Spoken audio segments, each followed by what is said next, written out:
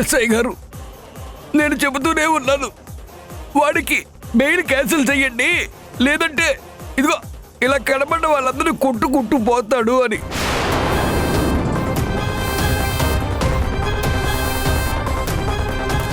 FIR రాయండి, case book చేయండి, వాడిని అరెస్ట్ చేయండి.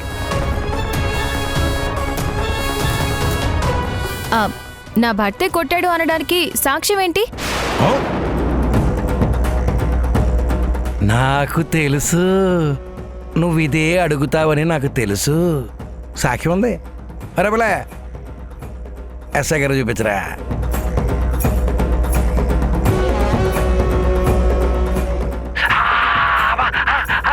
కొట్టు కొట్టు కొట్టు కొట్టు కొట్టు కొట్టు కొట్టు కొట్టు కొట్టు కొట్టు అబ్బా నొప్పి అబ్బా.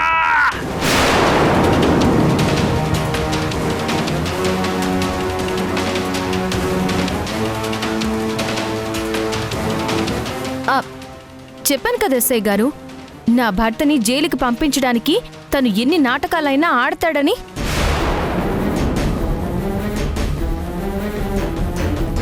నాటకాలా? కళ్ళ ముందు కొడుతున్నట్టు సాక్ష్యం చూపించినా ఇంకా బొక్కైతున్నావా? కొడుతున్నాడు, నిజమే.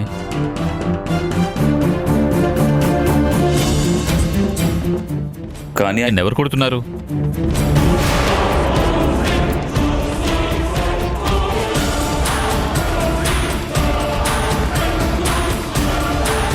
రేపలే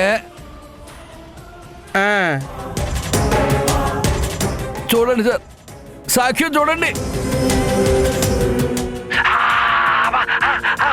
కొట్టు కొట్టు కొట్టు కొట్టు కొట్టు కొట్టు కొట్టు కొట్టు కొట్టు అబ్బా నొప్పి అబ్బా.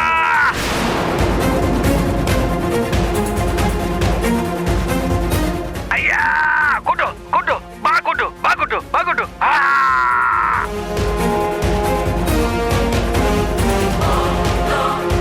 ఎస్ఐ గారు, ఈ వీడియోలో మీరొకటి గమనించారా? ఎవరైనా కొడుతుంటే నన్ను కొట్టద్దు అని పారిపోతారు. కానీ ఈ మనిషి మాత్రం నన్ను కొట్టు అని ఎదురు వెళ్లి మరీ కొట్టించుకుంటున్నాడు.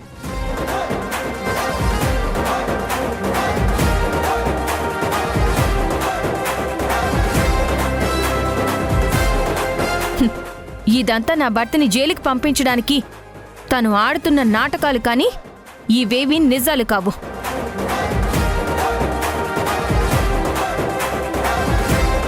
ఎందుకు కోతి మావయ్య ప్రతిసారి పోలీసులకి ఏమీ పని లేనట్టు ఇలా పిచ్చి పిచ్చి కంప్లైంట్స్ ఇస్తూ వాళ్ళ టైం వేస్ట్ చేస్తున్నావు?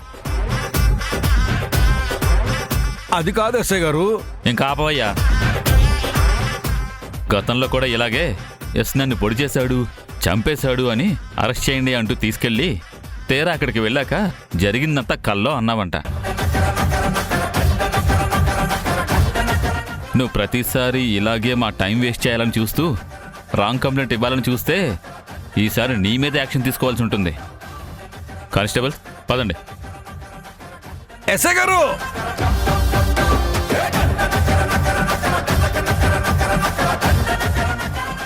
ఏరా నీకేంటి చెప్పాను, ఏ వీడియో తీసావురా? చెత్తేదవా. మీరే కదేవా, ఎప్పుడైనా యష్ మిమ్మల్ని కొట్టడానికి వచ్చినప్పుడు మిమ్మల్ని వాడు కొడుతున్నట్టు తీయమన్నారు, కానీ వాడిని తీయమన్నారా?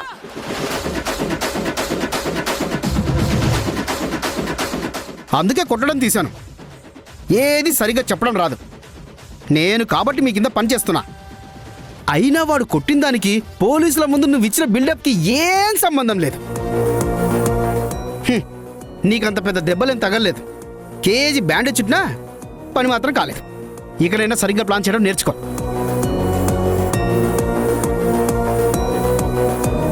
కోతి మామా, నువ్వు తొందరగా కోలుకోవాలి. జాగ్రత్త. Wish you speedy recovery.